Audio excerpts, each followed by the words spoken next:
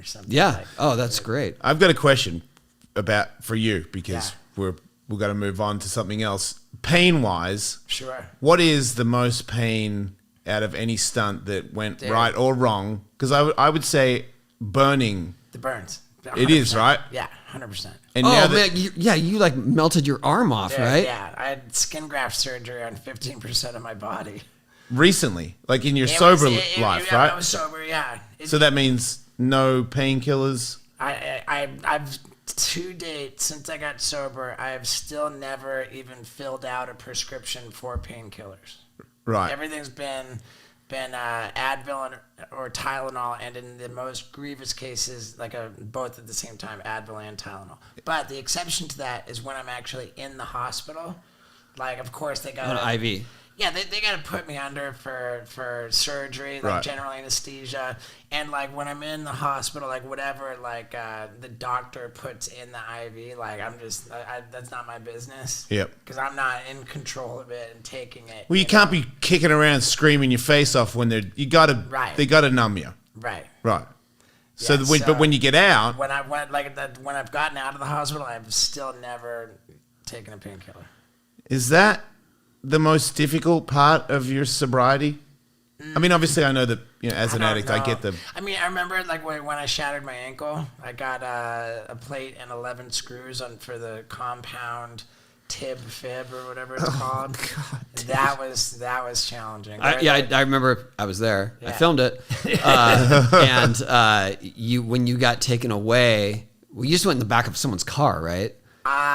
I think so. Yeah, you just got in the back of someone's car, and then you're filming it, and then I'm watching your stories, and as soon as you get to the hospital, you're like, "Don't give me painkillers!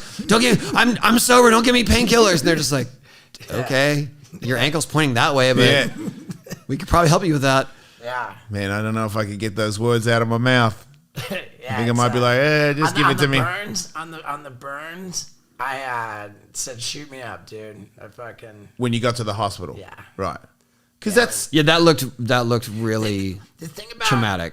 Yeah, the people have asked me so often for so many years, like, what was the most painful stunt? And it was just an annoying question because. Sorry. No. It used to be annoying. It's not annoying anymore. Okay, good. Because. Like, I would be like, well, there's different criteria for pain. There's, like, how acute is the pain, and then there's, like how long does the pain last? Like, if you get zapped with a taser or a fucking cattle prod, like, that is acute-ass pain, but it's over so fast. So how do you compare that to, like, some burn on your butt cheek where for 2 weeks every time you stand up you got to peel your underwear off your butt cheek? That's worse, right? In my opinion, the it is. duration of pain is earlier. But when I got those 3rd-degree burns and had to have the skin graft surgery, it was acute as fuck and it did not go away. Like, checked both boxes. So like now I have an answer. Like 3rd-degree burns was the most painful. Where do they take the skin from to put on you? Is that Dead what it? People. It's someone else's skin.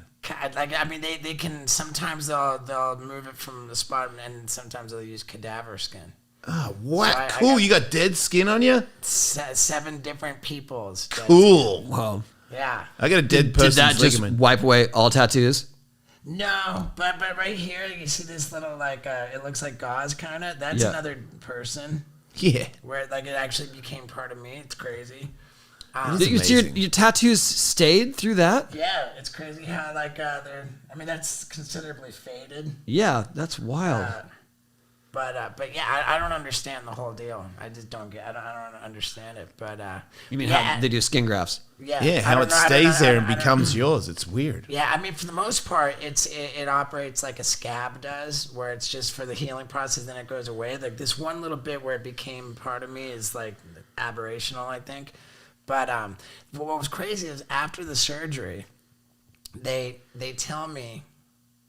I asked them, I was like, so do I have like one person or do I have like a group of people? And they said, you have 7 different donors and you have the opportunity.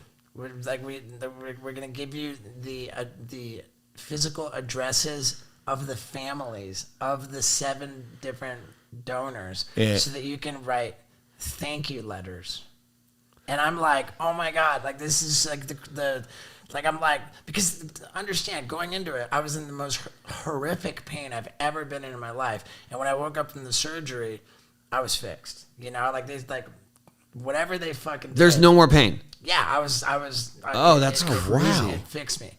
Like, I mean, now of course later to get the dressings changed and this and that, and the next burning, it like it was hurt like a motherfucker again. But it fixed me in the moment, and I was so grateful for the fact that the surgery fixed me and made the pain go away.